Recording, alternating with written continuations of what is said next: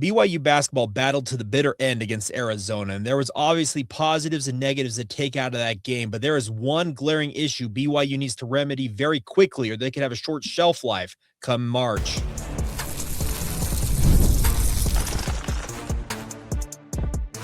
You are Locked On Cougars, your daily podcast on the BYU Cougars, part of the Locked On Podcast Network, your team every day. What's up, everybody? Welcome into Locked On Cougars, your daily podcast focused on the BYU Cougars. I'm Jake Hatch, 14-year credentialed media member at BYU, your resident expert and insiders, your host here on this show. And as always, thank you for making Locked On Cougars your first listen today. And thank you for making all of us over at Locked On, America's #1 sports podcast network. Coming up on today's show, we're talking about the outcome of BYU's 86-83 loss against the Arizona Wildcats and why there is one thing that I have noticed with this BYU basketball team that if they don't remedy, could cost them come March. We'll get into that. Then we're going to talk about BYU's resume as it starts to shape up heading into the month of February. Will they ever win that big one out there? Get one of those signature wins that they came oh so close to last night. We'll talk about that, and then we'll finish up on the football front today. Got an interesting dynamic at play here. BYU football is poised in very, very prime position in some of these offseason polls, but what does it portend with the college football playoff, the Big 12 race, and the like? We'll get into all that ahead on today's show. Please subscribe, rate, and review the show, by the way, as Drake Toll, our good friend at Locked On Big 12, who I was sitting next to last night, likes to say, it helps us keep our job. All right, let's talk BYU basketball. It was a thrilling 86-83 loss for the BYU basketball program, and I say thrilling in the sense that, remember, this was a game that about the 5-minute mark of the first half, Arizona took firm control of this game and didn't relinquish that control until essentially the final minute when BYU put together an incredible rally and came up just a little bit short. They had the ball, 11.2 seconds to go. Robert Wright III gets the ball in the backcourt, gets a full head of steam, goes right to the rim, and Braden Burries, who was an absolute sensation last night, blocks him at the rim. Arizona gets the ball back. Burries gets fouled, makes the free throws. That's all she wrote for the BYU basketball program. Looking at it last night, my concern for the BYU basketball team is they continue to get torched by guys on the perimeter when it comes to guys like Braden Burries and other players. Let's look at Terrence Brown from Utah. I think Don McHenry also had some moments in that Utah game. These guards that BYU is going up against are finding a way to feast against BYU. Jaden Bradley last night as well. Between Burries and Bradley, they combined for 54 points against the Cougars. Absolute insanity. And the concern I have is if BYU is unable to slow down opposing guard tandems or opposing guards in general come March, many of you know that when it comes to March Madness, a lot of making a run is reliant upon your ability to slow down the opposing team's best players. And we have seen time and time again. I will always remember guys, Ali Farokhmanesh. Last year, was it, who's the kid from Oakland that ultimately cost John Calipari his time in Lexington? They got Mark Pope to Kentucky. That was 2 years ago, I should say. Jack Golke, I think, from Oakland, if I recall correctly. There are so many of these guys that get hot come March, and they ride that heater, speaking of their team, to deep runs or memorable runs in March Madness. BYU doesn't want to be on the opposite side of said runs. They want to actually make a run in March Madness. They have said it themselves. AJ Dybantsa has laid it out there that he believes the floor for this BYU basketball team is the Sweet 16. But if they are unable to slow down opposing guards, in the last two games in particular have screamed loud and clear that they have struggles on the perimeter, that could spell doom for BYU come March. Yes, last night you can take away that they put together an incredible rally, and I do celebrate that fact. That was really, really impressive to see the fight that BYU put together in that game, because that was one that they easily could have mailed in down the stretch, and it made for a thrilling final stanza of that game.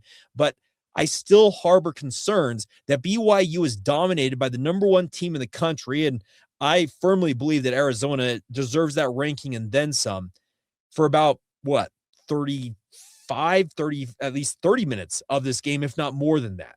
So yeah, there's kind of this give and take. And I think that Kevin Young and also Richie Saunders last night nailed it when they talked about the fact that there needs to be more consistency from this BYU basketball squad, especially, I think, on defense. Kevin Young said it was awesome to think that his two best players in that game, I guess not two best, but he mentioned the fact that between Robert Wright III and AJ Dybantsa, they shot a combined 9 of 40 from the field. And he said, we came up short, 3 points short. If you would have told me that before the game, I would have taken it. But as he pointed out, he's not happy with how BYU played overall in that game. And Richie Saunders, he really sounded down and out about the way BYU performed in this game. He said, yes, it was nice to see the team put together a rally, and you could tell it was killing him on the inside to be fouled out of that game. And that final play, I know that they said it was a 2-option play. That essentially indicates that there was option 1, get the ball to AJ Dybantsa. Option 2 is to go to Robert Wright, and that ultimately is what ended up happening there. But how much different could things have been had Richie Saunders been available on that play? Could it have become a 3-option play? Maybe so. But ifs and buts and candy and nuts and all that stuff out there, BYU lost this game.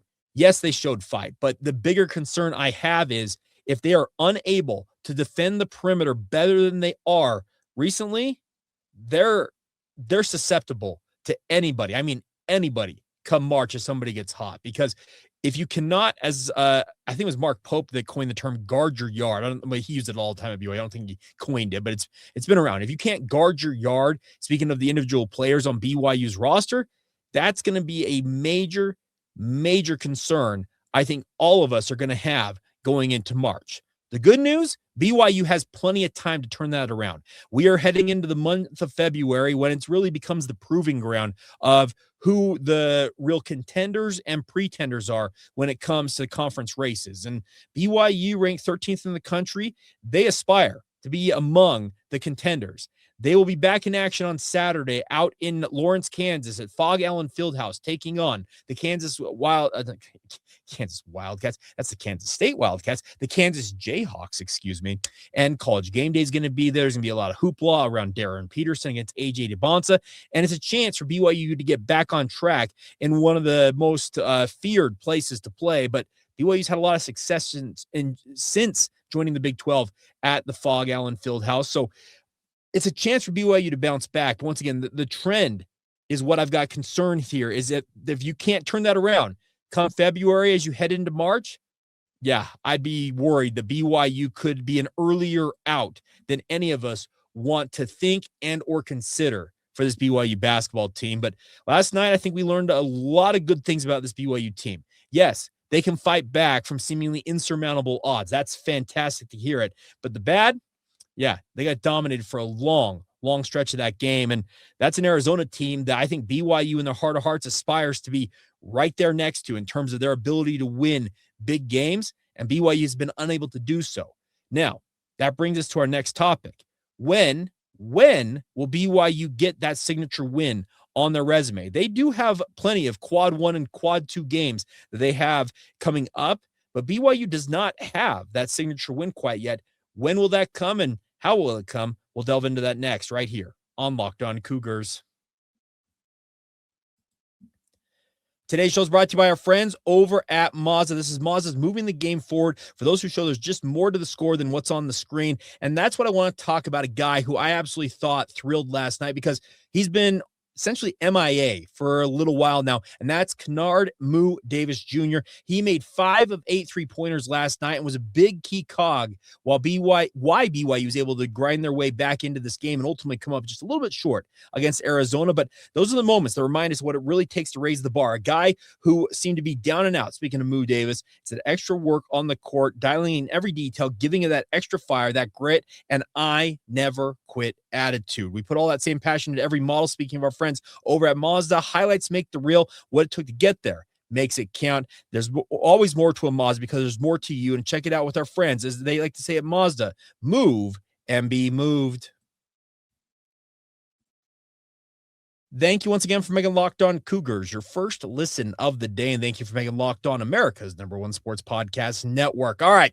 So obviously, a quality loss, one of those resume losses that is going to look very favorable for BYU when it comes to losing to #1 Arizona. And so long as Arizona keeps winning, BYU will benefit from a 3-point loss to the Wildcats.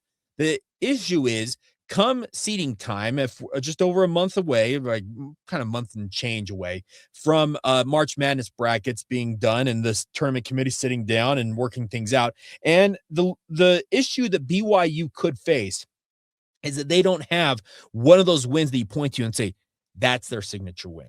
Yeah, they've got a good win over Wisconsin. They've got a solid win over Clemson. Villanova also looks like a very, very solid win coming all the way back on opening night of the college basketball season in early November.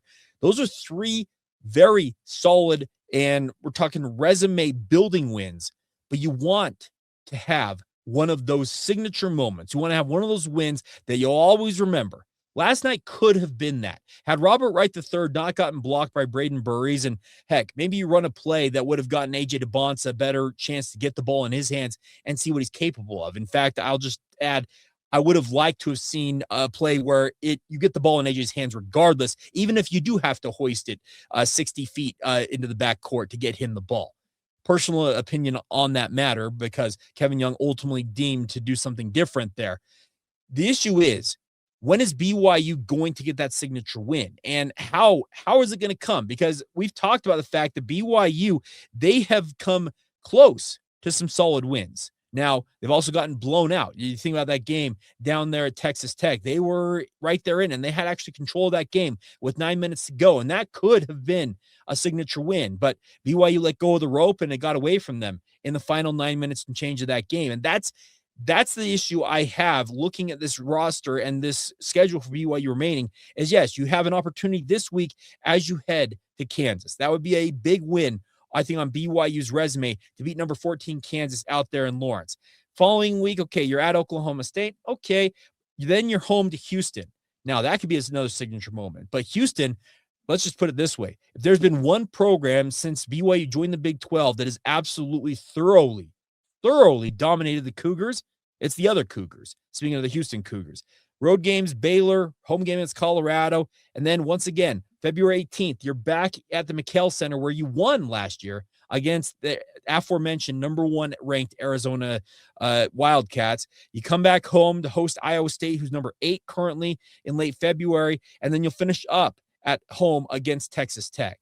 So there are a handful of games out there for BYU to collect that signature win, but doesn't it need to come sooner rather than later? Would you rather them lose the entire way and then collect a signature win on senior night? No, you probably don't want that against Texas Tech. Heck, you want to go into Lawrence and win one of these games on the road and show the college basketball world and the Big 12 at large that, hey, we are as good as advertised. You look at the top of the Big 12, and BYU is considered to be among those teams, but their resume, at least from my vantage point, pales in comparison to some of them. And obviously it's going to pale in comparison to Arizona. Arizona's got 21 straight wins. It's their best start in program history. And that is saying something, considering what Lute Olson, Sean Miller, and now Tommy Lloyd and other coaches have done down there in Tucson. But it looks like BYU is going to have to find a way to get over the hump and find a way to win. I'm not saying they're not capable of that. We have seen them absolutely go to war in these games. And like I said, came so close to tallying one of those wins. But the concern is the longer it lingers in terms of you not having that signature win, does that start to weigh on this program? Does that start to affect their performance? Are they pressing a bit too much? Are they looking to do something that they're not supposed to do? Are they looking to do something beyond what they should try to do? And what I mean by that is, are guys taking too much and putting it on their plate? Is AJ Dybantsa pressing, Rob Wright, Richie Saunders, etc.? That's the concern I harbor for this BYU basketball team. The other issue that I harbor for BYU is if they continue to be so isocentric. And what I mean in saying that is, look at this team, and if you were to think back to last year's team, think about last year's team. They were so good about playing with the pass, and what that meant is they would pass up a good shot for a great shot with that extra pass. How often are you seeing that with this BYU basketball team right now? I'm not seeing it nearly as much as a season ago, and I'm not saying that it's the right way that BYU is doing things then versus now, because these are two very different rosters, and every coach will tell you that every single season, no matter how much turnover or continuity you have, every team has its own identity. But the issue I foresee is you continue to have, like I said, this ISO one-on-one. I'm going to dribble, then I'm going to pass to you, and you dribble. The way that BYU is playing the game right now, it just does not seem as cohesive as it can and likely should be. And maybe that's Kevin Young's MO this year, is to say, you know what, AJ, Richie, Rob, go do your thing, and hopefully you three are enough to get us over the hump in some of these games. So far, it's not resulted in that signature win. Like I said, there's some very good wins on there, but there's not that win that absolutely the tournament committee points to and says, yeah, that's a win that BYU absolutely can hang their hat on. So I'm trying to hopefully pass along to you guys that there are opportunities still out there for BYU basketball, but you can't think that, hey, missed out on that one, we'll get the next one, because eventually you run out of next ones. That's the concern I harbor for this BYU team. And I'm hopeful that, yeah, you learn from the moments that you had against Arizona, that you've had against Texas Tech, and those harden you and make you that much better the next time you face those type of circumstances. The game in Lawrence, it's not going to be easy, because I know what the Kansas Jayhawks bring to bear. They are one of the bluest of blue blood college basketball programs.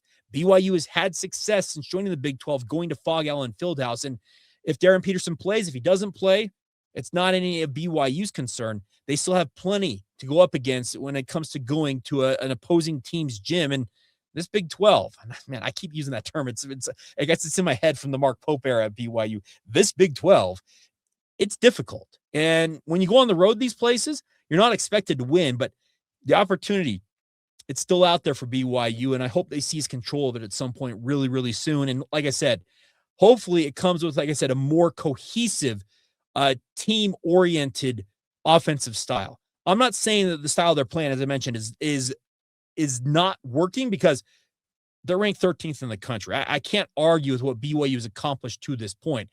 I just foresee that if this team can play a little more team-centric, like I said, pass up a good shot for a better shot, and maybe not be you dribble and then I'm going to kick it over to you and you dribble and try and find a shot.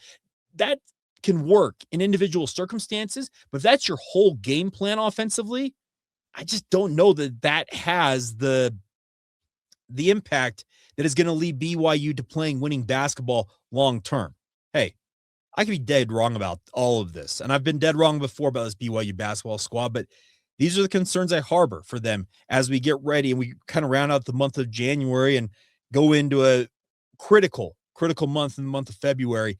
And I'm hoping that this BYU basketball team make me eat every single one of these words, but I got to call it like I see it. And that's what I've got concerns with, is that there's just not enough playing with the pass versus playing with the dribble right now for BYU basketball. And I'd like to see a signature win sooner rather than later.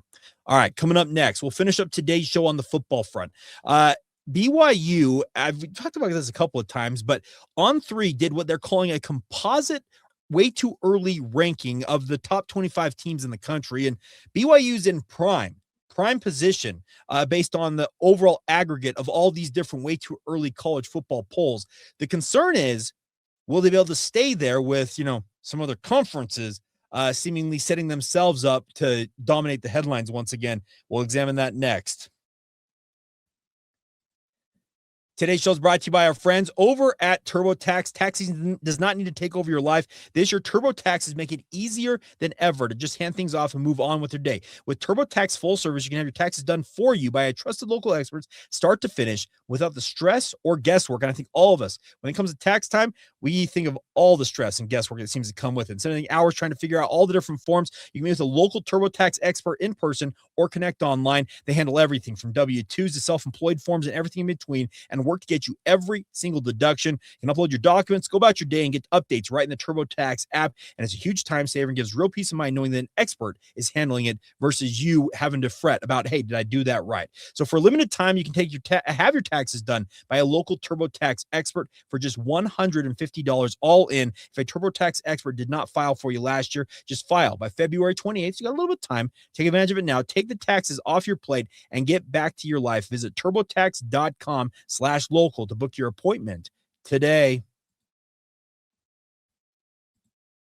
Thank you once again for making Locked On Cougars a part of your day. Part of your day. Your first listen of the day, as I like to say here on the show. I don't know why I said part of your day. It's always good when you listen, but I'd like to make it your first listen today. I want to encourage you guys, if you have not done so already, check out the Locked On Cougars Everydayer Club. Get the inside scoop on all things BYU that you want to hear. Get access to our members-only Discord server, audio, ad-free episodes. It's all available to you now as a member of the Everydayer Club.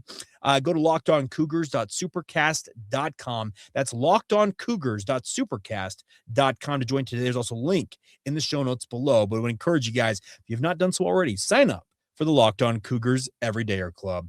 All right, let's talk about BYU football before we go on today's show. So BYU is in a very, very advantageous spot looking ahead to the 2026 season. Remember, they're bringing back the vast majority of their talent, and this is a squad that just went 12-2 and was right on the doorstep once again for the second straight year of the college football playoff. They played for a Big 12 championship down there at AT&T Stadium, and with the amount of talent returning to BYU, with some holes obviously to fill, things are looking on the up and up for BYU football, and you don't have to look very far other than what on3.com did yesterday. They put together a composite way too early 2026 college football top 25. So what they did is they took all these way too early top 25 polls, including their own. Let's see, they also have Yahoo Sports in here, ESPN, Fox Sports, The Athletic, USA Today, etc. So we're talking the major publications out there that put out these way too early top 25 polls, and they put the rankings together and came up with a composite where these teams slot in terms of overall points. And the BYU football program, well, if the composite ranking holds here, BYU would find themselves right on the perch of playing in the CFP as the number 11 team in the country. Now, spare me, you're saying, well, 11, Jake, that's not good enough, because obviously the G6 champion, one of the G6 champions, would surpass them. Notre Dame has a memorandum of understanding from the College Football Playoff Committee. If they're inside the top 12, they're guaranteed a spot in next year's tournament. And oh, by the way, the four conference champions, regardless of record, let's say Duke this past year, who went 7-5 in the regular season, 8-5 after winning the ACC title, they would have forced their way into the playoff field. So BYU at 11 is not ideal if it were to hold here, but the thing I'm trying to convey to you is that BYU checking in at 11 here shows that they are consensus the number 2 team in the Big 12. And it's not even close, because you look at the rest of the rankings, where is the next Big 12 team? Oh, wait, tied for 18th, the Utah Utes. They are tied for 18th here. Then you have to go to 24 before you get to Houston. So there are 4, count them 4, Big 12 teams in this composite top 25 ranking. Texas Tech at 7, BYU at 11, as I mentioned, Utah tied for 18th with Washington, and the University of Houston at 24. Those are good spots for each of these programs, in theory, to start out the 2026 season. But the good news in particular about BYU is, yes, Notre Dame, number 6 in this composite poll. So they're 5 spots higher than BYU, but BYU will get them on their home field. And BYU will have an opportunity against Utah. They will have an opportunity to notch some pretty incredible wins, but BYU also has a fairly manageable schedule with regards to where these games lay out. Yes, they open up Big 12 play with a toughie that I'm not sure why Arizona is not necessarily on this list. I think Arizona is very capable of being a top 25 team, and BYU will have to face them week 2 of the season. But you look at the rest of the way, they're going to obviously have tough games against Arizona State, against Utah, against Notre Dame. And the nice part is, each of those games seems to be stratified outside of the back-to-back you have with Arizona State and Utah in back-to-back weeks, of having manageable games around them to help you hopefully put together the season that you want to have, speaking of the BYU football program. And that's going to be fun to watch, how this BYU team develops. But if they win at the level they appear to be capable of this coming season, if they start out inside, I'd say the top 15 minimum, BYU very well could easily be inside the top 10 and sit there for a good long while this year. Now, we're talking months and months away from the start of the college football season, but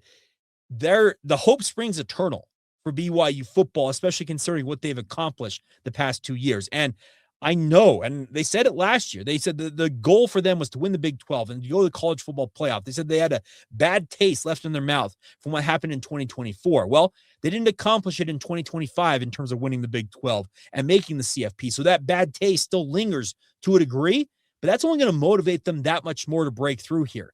Yes, you lose guys like a Tanner Wall, a Jack Kelly, a Chase Roberts from last year's squad, but you just reload. You're led by the big reigning offensive player of the year in LJ Martin. You've got Bear Bachmeier, who, if he has finally a full offseason of training, going through BYU's offense, a full spring ball, who knows what he's capable of after putting up 3,500 total yards, showing up in mid-June last year and getting acclimated really, really quickly. I think the sky's the limit for that young man, and it doesn't even discount what BYU can do on defense. Isaiah Glasgow had, I think, a down year in comparison to what he hoped he was going to accomplish. He's back for another tour of duty. Falatau Satuwala, he was the breakout star defensively for BYU last year without a doubt. I think there's young talent in that defensive room like Nusi Taumoeapeo, Tausili Akana. There are a lot of really, really strong players on this BYU roster, and you can guarantee that they want to be the program, or speaking of not the program, but they want to be the team in BYU football history that breaks through, maybe wins a Big 12 title, plays in the college football playoff, and being ranked 11th in this composite poll. Yeah, it's not going to immediately start yet at 11 because ultimately those polls will come out come late July. But this is a good spot for BYU to be perceived to be in at this juncture because it sets up for a strong offseason. Now, the concern I have and I harbor is if you look at these rankings, Ohio State's 1, Indiana's 2. So Big Ten atop the rankings. But then you have 3 and 4, Texas and Georgia. Then you have Oklahoma. Then A&M, Miami, Oklahoma. So just go down this list. There are 8. Count them. I think, if I'm not mistaken. Yeah, I think there's 8. At least 7, but maybe 8 SEC teams here. There's a bevy of Big Ten teams as well. Michigan, for example, led by Kyle Whittingham, and obviously Jay Hill and Gennaro Guilford joining him there. Michigan's 14th here. The Big Two, as many people want to call them, the SEC and the Big Ten, they dominate these rankings. And obviously, those are going to dominate the headlines in terms of the storylines going into the season. But BYU is right there among the nation's elite, and they just have to prove they belong. And if what I expect holds true here is that if BYU starts inside the top 15 next year, so long as they win 10 plus games, which I think is the absolute expectation for BYU next season, they should find themselves inside that top 10 and comfortably, you hope, in terms of an at-large bid into the college football playoff. We'll see what happens, but I like where BYU's positioned right here. I like the talent on this BYU football squad, and I really do think they have got everything they need, at least from my vantage point, to go out there and really become a national force once again next season. They ultimately have to win the games. That is why the ball is teed up. That's why it kicks off in the month of September this year. We're not going to have it. We'll have week 0 in August, but you get the point. We are months and months away from it, but I, for one, I'd never really want to fast forward through spring, summer, and the like, but I love football season. I think it comes across very, very clearly about my care factor for college football and for BYU football in particular. But this BYU football squad, they've accomplished some really, really incredible things in the past 2 years, but it's teeing up for what could be a magical year in 2026. And fingers crossed it comes through and they're able to accomplish that. Because if they are, we could all be in for the ride of a lifetime. Quite literally, multiple generations have not seen BYU maybe rising, in theory, to the heights they could rise to this season. And I, for one, I'm ready for it. All right, that is going to do it for today's edition of the show. Hope you guys are all doing fantastic out there. Please continue to subscribe, rate, and review the show. Share it with your family and friends. And if you're so inclined, please consider joining the Locked On Cougars Everydayer Club. Obviously, supports the show, gets you insider access you won't find anywhere else if you go to the All Access tier. And obviously, a lot going on with BYU sports in the coming days, weeks, and months ahead, and we'll have it covered for you guys. So, as always, thank you for making Locked On Cougars your first listen today. Go make your second listen today, Locked On College Football or Locked On Big 12. I'll let you make your choice there. But obviously, those programs doing incredible work. And as always, thank you for being an everydayer right here on the Locked On Cougars podcast.